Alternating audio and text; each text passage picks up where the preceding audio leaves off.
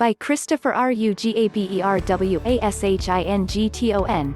The number of laid-off Americans seeking unemployment benefits rose last week for the first time since the pandemic struck in March, evidence of the deepening economic pain the outbreak is causing to the economy.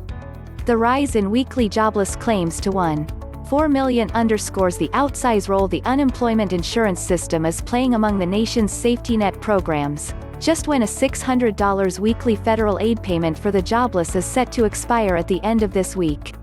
All told, the Labor Department said Thursday that roughly 32 million people are receiving unemployment benefits, though that figure could include double counting by some states. Some economists say the figure is likely closer to 25 million.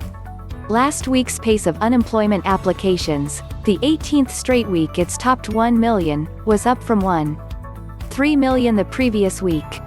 Before the pandemic, the number of weekly applications had never exceeded 700,000. An additional 975,000 applied for jobless aid under a separate program that has made self-employed and gig workers eligible for the first time.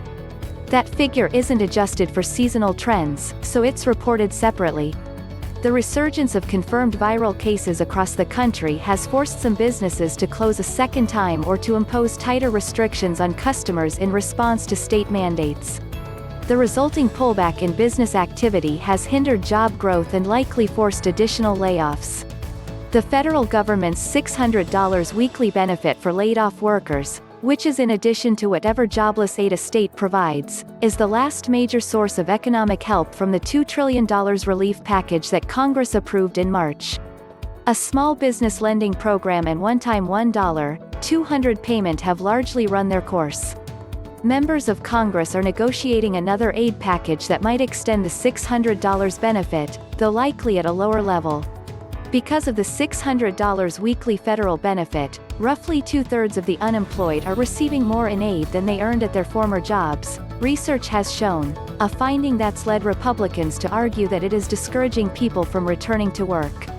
Yet the additional money has also been a key source of support for people who lost jobs that no longer exist or who fear being infected by the virus if they return to work. The federal jobless aid has also helped buttress the overall economy. Unemployment aid accounted for 6% of all U.S. income in May, a greater share than even Social Security. Economists say it's one reason why retail spending rebounded as quickly as it did in May and June, helping fuel a modest economic rebound. With confirmed cases of the coronavirus having risen in 46 states compared with 2 weeks ago, economists say they're increasingly worried that any recovery is now in jeopardy. 22 states have paused or reversed the reopening of businesses, according to economists at Bank of America.